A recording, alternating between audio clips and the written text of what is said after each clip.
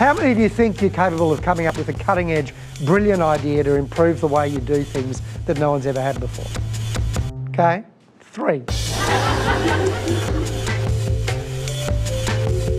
Please join with me in welcoming James O'Loughlin, celebrated innovator, media personality and presenter. G'day, I'm James O'Loughlin. Welcome to the New Inventors. I spent 8 years working with over 1,000 of the country's best innovators and inventors, trying to answer one question: how? What James does is takes that experience and talks to organisations about how we can use innovation in our business, not by spending money in R&D, but actually changing the way we think.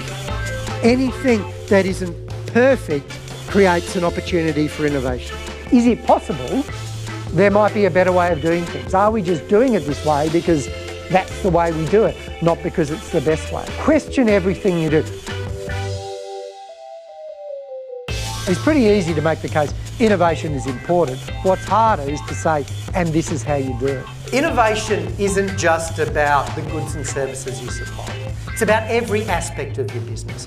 A Dutch bicycle company sold most of their bikes online and they shipped them all around the world.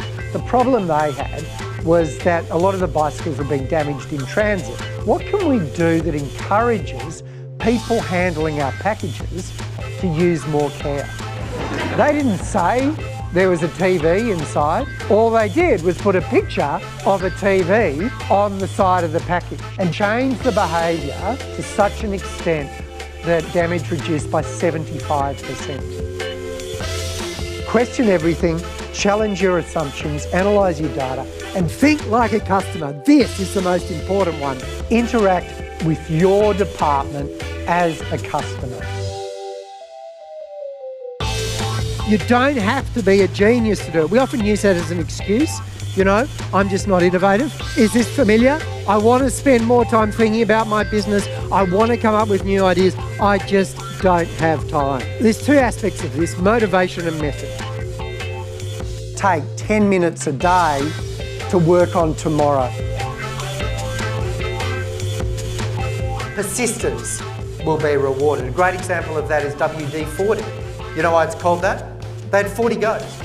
And you'd think after WD-22, the guy's boss would have been going, come on, and WD-37, but they got there. Which makes me wonder a little bit about the Boeing 747, but particularly as I'm catching one later today.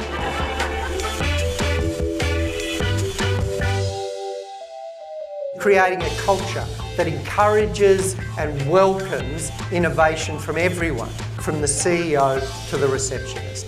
How do you do that? You get people to think, you value their ideas, and you use them.